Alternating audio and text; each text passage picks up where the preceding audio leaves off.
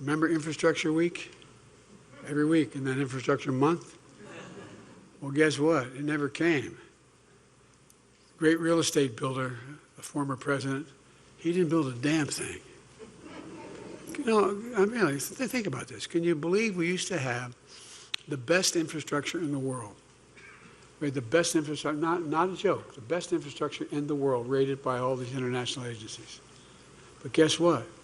We fell to rank number 13 in the world. 13 in the world, 12 countries. Better infrastructure, bridges, roads, across the board than we have. Well, when I signed the bipartisan infrastructure bill, these guys helped me get through. We're now investing in America again. Our roads, our bridges, our ports, our airports, high-speed internet, removing lead pipes from everyone so they have access to clean water. Look, folks, because you can't have the strongest economy in the world without the best infrastructure in the world. How can you do both? I mean, you can't. We're making sure we're growing the economy in a way that benefits all Americans. We awarded a record $70 billion in federal contracts to small, disadvantaged businesses, and more black small businesses are starting up than any time in American history. Now we have the fastest economic growth from the pandemic of any world economy. We have the lowest inflation rate among the major economies. And we have a lot more to do, though. And I'm going to get those gas prices down again, I promise you. Thank you. But seriously, we're living through one of the greatest job creation periods in our history. And folks, it's not an accident. It's not an accident. That literally is our economic plan in action, Bidenomics in action. Let me close with this, and there's a lot more I know we could talk about. I wish I had a chance to take all your questions, but I'm going to get in real trouble if I do that. But all kidding aside, we've faced some pretty tough times in recent years. But America didn't give up. America never gives up. I've said it 1,000 times. There's no quit in America. No quit.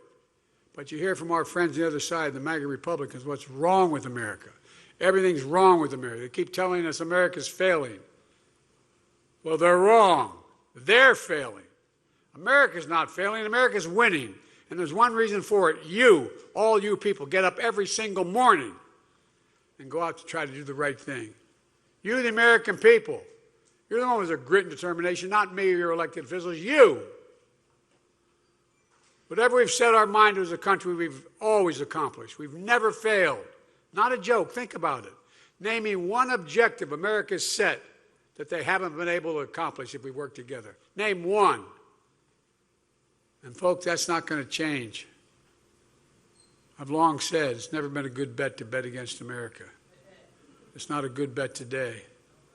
America's best days are ahead of us, not behind us. And I can tell you, I know virtually every major world leader and know most of them pretty well.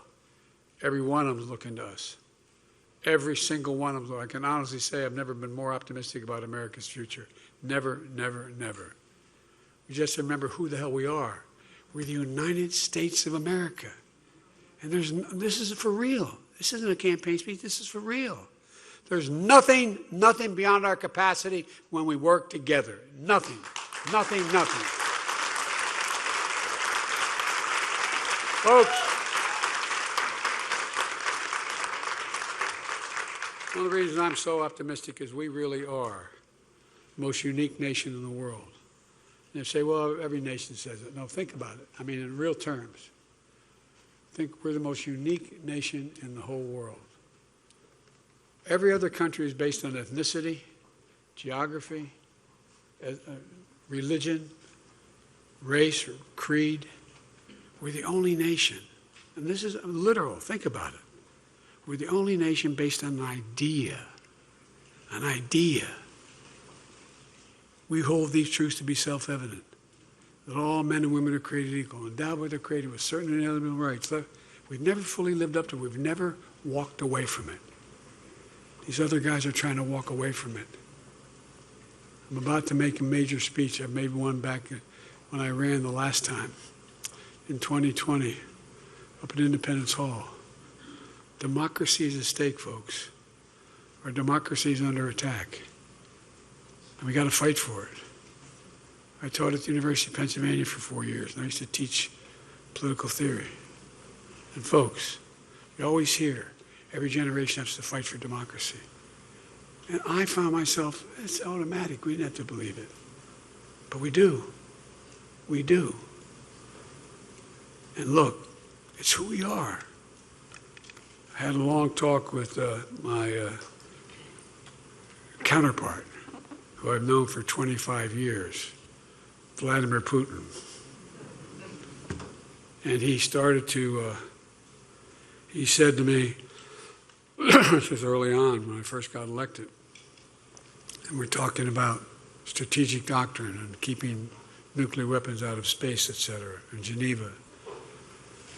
And he sat there, and when I was making the case, he looked at me and he said that the reason I'm reluctant to talk to you about this, you expect me to bring China along all the time. I said, oh, I don't expect you to bring China along. So you got essentially a 6,000-mile border with China. Your tundra is melting in the Arctic Circle. Methane is coming out. You got a lot of problems. And China doesn't respect you that much. And he looked at me. He kind of stood up. I said, we have Canada to our north, Mexico to our south, Atlantic and Pacific Oceans. We got the most heterogeneous nation in the history of the world. And we're together. I'm not asking you anything except yourself. It ended up with a very different ending, but my point is, the idea of who we are, there's nothing beyond, I promise you. Madeleine Albright was right, fellas. We are the central nation. There's not a single room I walk into, not because of Joe Biden, I mean that sincerely, because I'm President of the United States, not a single nation I walk into, room I walk into. The rest of the world doesn't stop and say, basically, what do you think?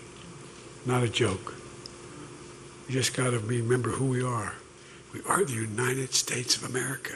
There's nothing beyond our capacity. God bless you all.